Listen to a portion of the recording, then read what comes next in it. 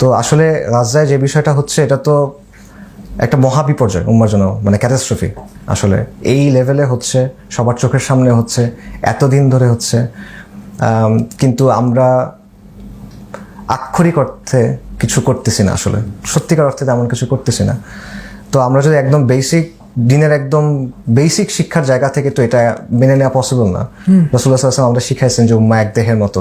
তা আমার দেহের একটা অংশকে লিটারেলি তো জবাই করতেছে, তারা ছিন্ন বিচ্ছিন্ন করে হত্যা করতেছে। তো ওই জায়গায় আসলে ওই কষ্টটা তো অবশ্যই আমাদের থাকা দরকার ছিল। এবং একটা কথা আছে, এটা সত্য মিথ্যা হয়তো বা যাচাই করার ব্যাপার আছে, বাট কথাটা অনেক প্রচলিত যে সালাউদ্দিন আইয়ুবী হাসতেন না। তখন তাকে জিজ্ঞেস করা হতো যে আপনি হাসেন না কেন? উনি বলতো যে আল কুদস আল আকসা যখন ক্রুসেডারদের হাতে, যতদিন হাতে ততদিন আমি কিভাবে হাসি। তো এইভাবেই হয়তো বা জীবনযাপন সবার পক্ষে সম্ভব না, বাট ওই কষ্টটা, ওই স্পিরিটটা থাকা দরকার ছিল। তো এটা আনফর্চুনেটলি আমাদের মধ্যে নাই হয়ে গেছে। তো এটা ডেফিনেটলি উম্মাবোধটা আমাদের মধ্যে অনেকটা কমে গেছে, যেটা বাস্তবতা। এটা আমাদের ইমানি দুর্বলতার কারণে এবং অন্যান্য আরো অনেক কারণে। সো এটা অবশ্যই কোনোভাবে আইডিয়াল না, একেবারেই আইডিয়াল না।